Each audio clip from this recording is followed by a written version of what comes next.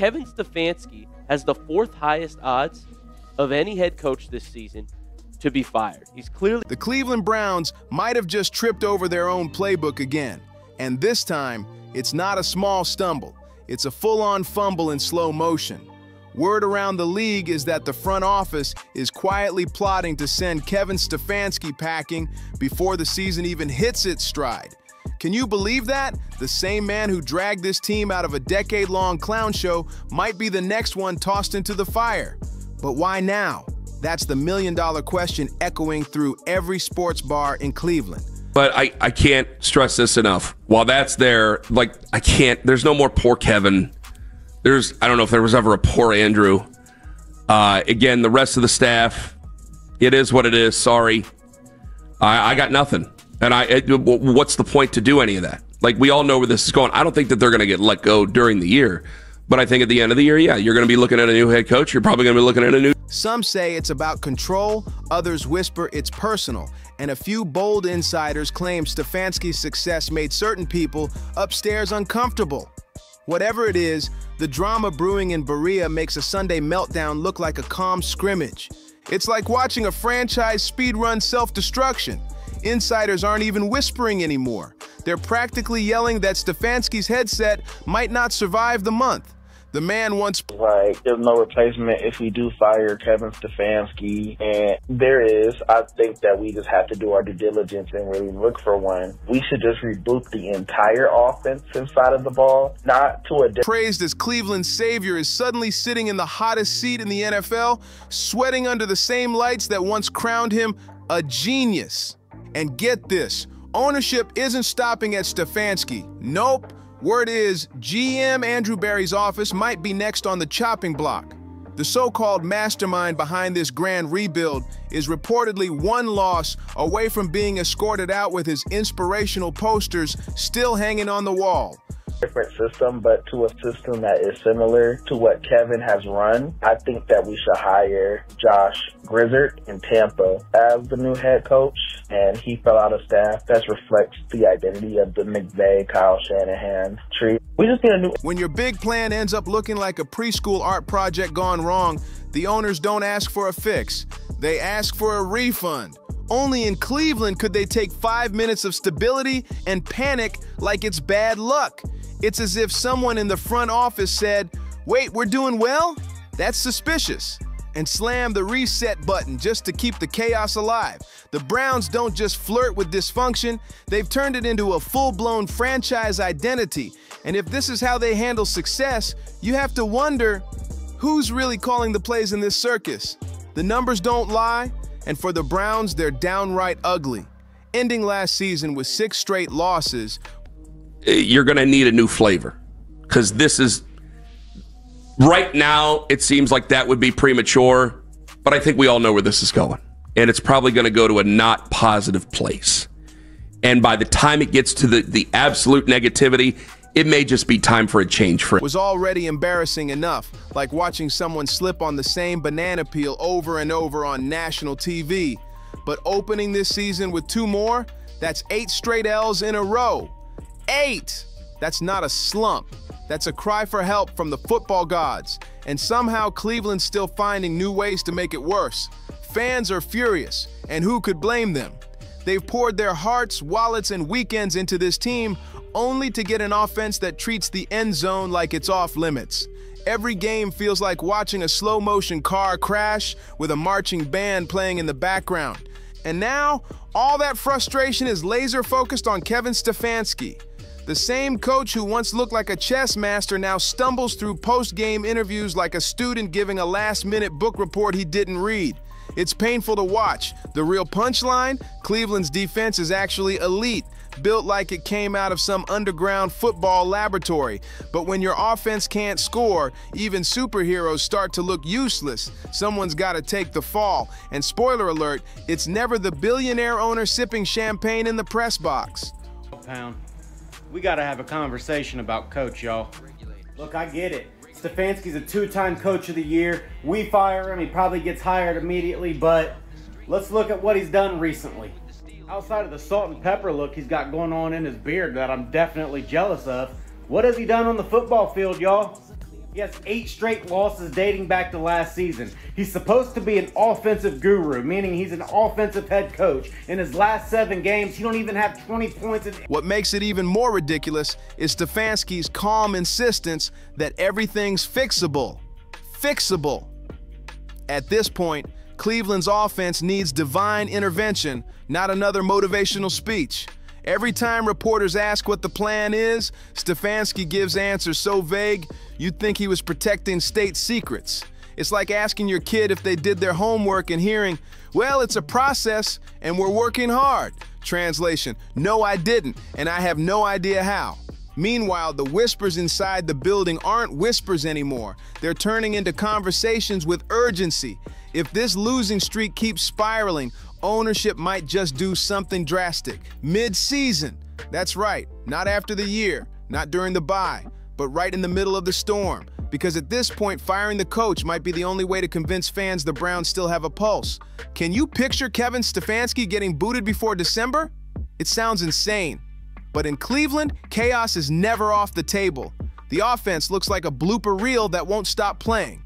Jerry Jeudy and Cedric Tillman can't get in sync to save their lives. Every route looks like bad improv night at a high school talent show.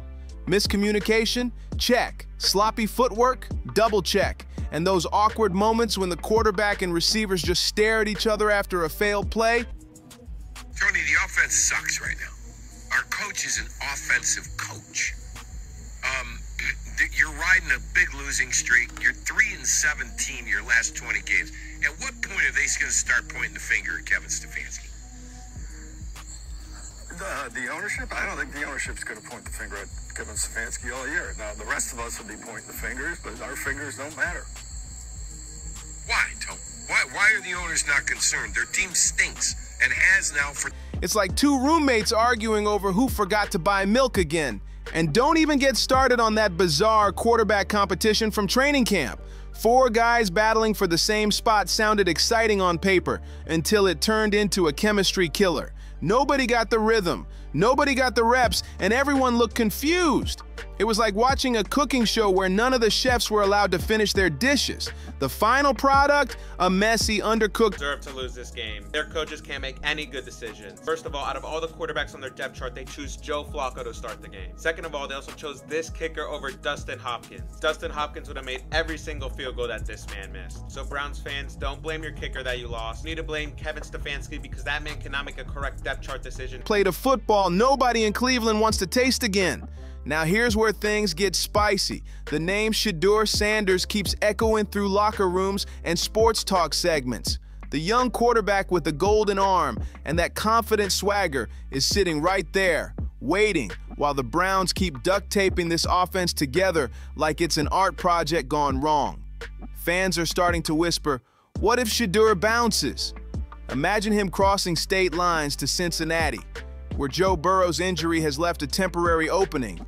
That thought alone could send Cleveland fans into a full-blown panic attack. Because let's be real, the defense is elite, built to dominate. But the offense, it's a disaster zone held together by hope and caffeine. The quarterback situation, shakier than a Jenga tower in an earthquake drill. When 2/3 of your plan collapses before Halloween, it's not just a rough start. It's organizational malpractice in broad daylight. And here's the real punchline. Cleveland, it's happening again. The Browns had a coach, had a plan, had momentum, and now they've got problems. And Kevin Stefanski, let's have a quick chat, my guy. Let's rewind to 2020. Kevin Stefanski shows up in Cleveland and boom, coach of the year. The Browns are in the playoffs. They even win a playoff game. It felt like the curse was lifted.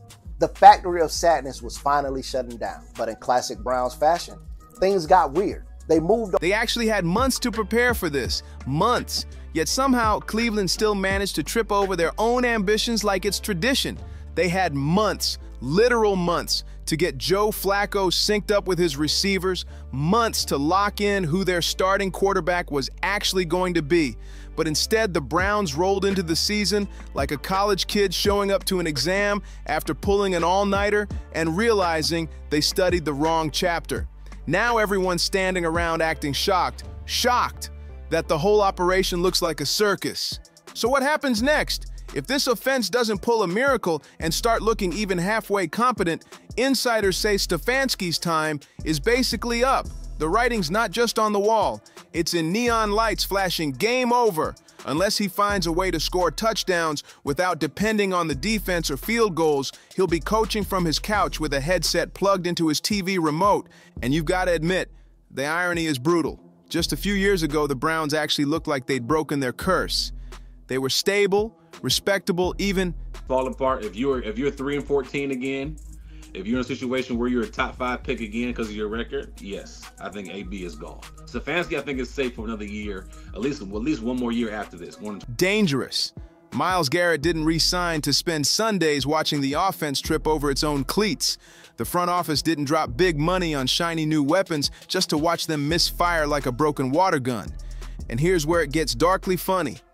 If Shedeur Sanders decides he's had enough of the chaos and heads to Cincinnati while Burrow's sideline, you can go ahead and start roasting marshmallows over what's left of Cleveland's playoff hopes, because that would be the final punchline in a tragic comedy that's already gone too far. Right now, the Stefanski era is dangling by a thread. One more ugly loss, one more game where the offense looks allergic to touchdown, and the higher-ups might finally pull the trigger. Will firing him fix everything? Of course not. But when a franchise this messy needs someone to blame, the head coach is always first in line for the sacrifice. Went from the undoubted coach of the year to on the hot seat. And Joe Flacco went from the savior, flack around and find out, give him a contract, to go back to the couch, you effing bum, you blew the game, bring Deshaun back, all types of stuff. So shout out to the most toxic fan base out there, the Cleveland Browns and the Dog Pound, baby. We reign supreme here. I'm going to second down on that. We should fire him. Yo, you know what? We should fire him. What? Because he got rid of one of the best quarterbacks we've ever. Cleveland's standing at a crossroads again. Either double down and pray for a miracle, or smash that reset button one more time. And let's be real. At this point, the Browns have hit that button so many times, they should just label it annual tradition. The truth hurts badly. The Browns' so-called master plan looks busted beyond repair.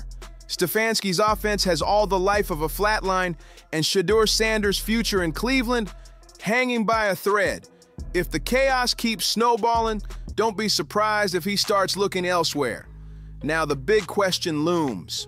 Do they keep riding with a coach who can't get the engine running, or finally admit it's time for a new voice in the huddle? Either way, the clock isn't just ticking. It's screaming like a morning alarm you can't shut off. The Browns are stuck in that awkward breakup phase. Everyone knows it's over, but nobody wants to be the one to say it. The offense looks duller than week-old soda, the fans are ready to riot, and ownership, they've got that glassy-eyed stare like they're already scrolling through head coach resumes on LinkedIn during halftime. And you just know how this story goes. Cleveland's timing is never right. If they pull the trigger mid-season, it'll probably happen right before a winnable stretch. Then some interim coach will swoop in, steal a couple of surprise victories, and suddenly everyone's talking about momentum again. Then boom, the same old cycle kicks in. Fire, hire, hype, crash, repeat. Browns fans, I'm losing faith in Kevin Stefanski. I really am. So today they got rid of offense coordinator Ken Dorsey and offensive line coach Andy Dickerson. That's great. I don't have an issue with that. What I have an issue with is the way that Kevin Stefanski is handling all of this. So last year, our offense coordinator was Alex Van Pelt. Stefanski wanted Van Pelt to be a running backs coach and take a demotion, and Van Pelt said, no, I'm not doing that. So then they said, bye, pardon. The Browns could write the textbook on how to self-sabotage an NFL franchise. At this point, calling it shocking would be a lie. This is just who they are. This is the team that's gone through 30 quarterbacks in less than 20 years. 30, and yet somehow they're still finding new ways to fumble stability. Stefanski made them look like a real team for a moment. And in Cleveland, that's saying something, because here, success doesn't age well. It rots fast, like an avocado that's perfect for 2 days before turning into mush. The real comedy here? Watching the Browns make the same mistakes over and over, while pretending they're reinventing the wheel.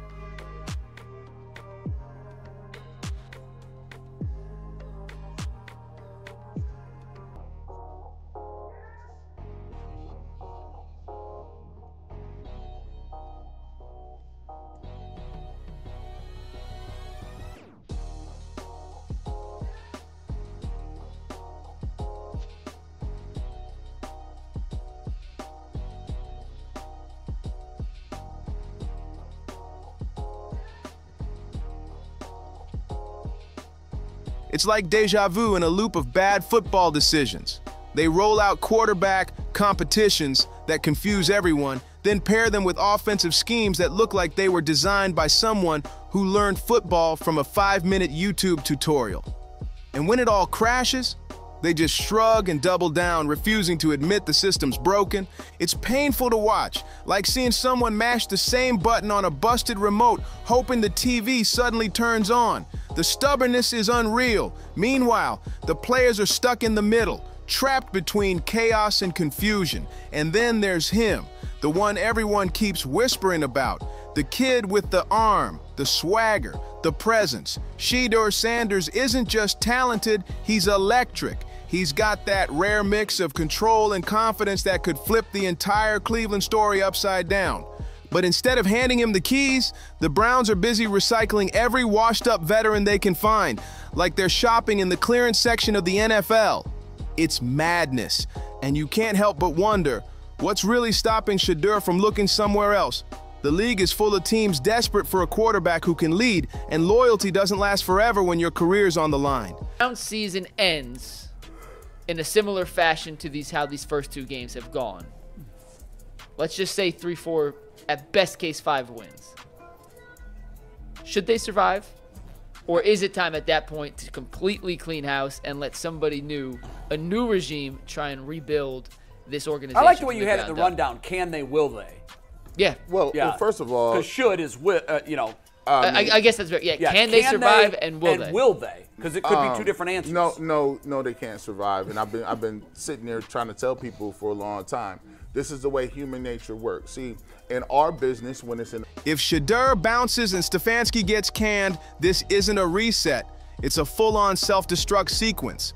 That's years of planning, millions of dollars, and whatever's left of Cleveland's sanity going up in smoke. And the wildest part, you can already feel it coming. And honestly, don't put it past the Browns to do it again. This is the one franchise that doesn't treat rock bottom as a warning. They treat it as a challenge. Every time you think they've learned their lesson, they somehow dig a new basement just to prove you wrong. So here we are, staring down another season that already feels cooked before Halloween even hits. The insider leaks keep coming like clockwork, every one of them painting a clearer, uglier picture. Stefanski's running out of lifelines, the front office is running out of patience, and the fans, they're running out of reasons to keep showing up to watch the same slow-motion train wreck. It's exhaustion mixed with heartbreak, the kind only Cleveland fans truly understand. So the question now isn't if something changes, it's when. Because if pulling the plug on Stefanski mid-season is what it takes to prove this team still has a pulse, then fine, let the chaos reign. Maybe that's just who the Browns are. Kings of their own storm, experts at turning hope into hysteria overnight. So buckle up, because if Cleveland decides to light the fuse, this ride's about to get wild. And don't forget to like, subscribe, and share. Because this drama, it's only getting started. See you on the next one.